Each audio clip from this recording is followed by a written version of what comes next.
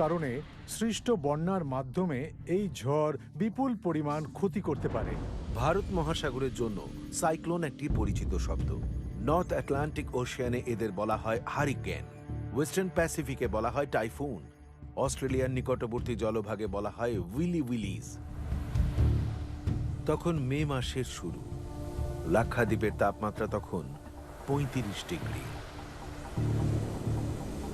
সমুদ্রের জলও ধীরে ধীরে গরম হচ্ছিল। সাইক্লোন তৈরি হওয়ার একেবারে উপযুক্ত পরিস্থিতি। সাইক্লোন টকটে।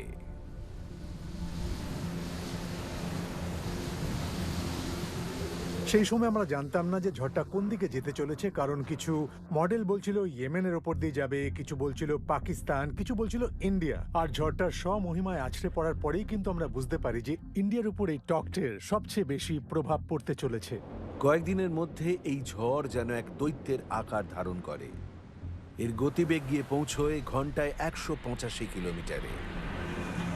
সাইক্লোন, সিভিয়ার সাইক্লোন, তারপর ভেরি সিভিয়ার, তারপর এক্সট্রিমলি সিভিয়ার এবং সুপার সাইক্লোন, এগুলো হলো ক্যাটাগরাইজেশন। টটে ছিল একটা এক্সট্রিমলি সিভিয়ার সাইক্লোন, মানে সুপার সাইক্লোনের ঠিক এক ধাপ নিচে।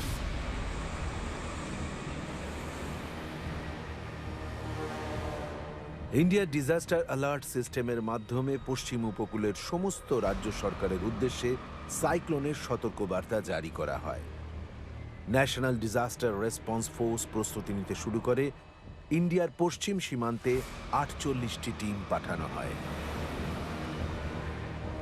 এটা একটা বিশাল অপারেশন ছিল। একাধিক টিম ছিল, একাধিক ইন্ডিয়ান এয়ারফোর্স প্লেন রাখা হয়েছিল, আর সবাই কাজ করছিল টিম ইন্ডিয়া হিসেবে। সেটা এয়ারফোর্স হোক বা আর্মি বা navy, NDRF, state SDRF, police, সবাই একত্রিত হয়ে এই ঝড়ের মোকাবিলা করেছিলাম।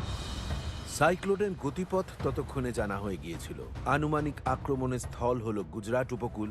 ডিজাস্টার প্রিপেয়ার্ডনেস ফোর্সের মূল লক্ষ্য ছিল মানুষের প্রাণ রক্ষা, উপকূলের নিচু অঞ্চলগুলো থেকে মানুষদের সরিয়ে ফেলা। ভয়ানক ঝড় আসছে, গতিবেগ ঘন্টায় ১৮৫ কিলোমিটার। আমরা সম্পূর্ণভাবে তৈরি। আমাদের কাছে কাটিং ইকুইপমেন্টস আছে, ডিপ ডাইভার সেট আছে, নৌকো আছে, ইউডিএ আছে, রোপ রেস্কিউ আছে। এই সব কিছু কাজে লাগিয়েই আমরা ক্ষয়ক্ষতি যতটা সম্ভব কমানোর চেষ্টা করছি। কোস্ট গার্ডরা আকাশপথে এবং জলপথে টহল দিয়ে সমস্ত জেলেদের জল থেকে নিরাপদে ডাঙায় ফিরিয়ে আনছিলেন। রোজ আমরা তারপরে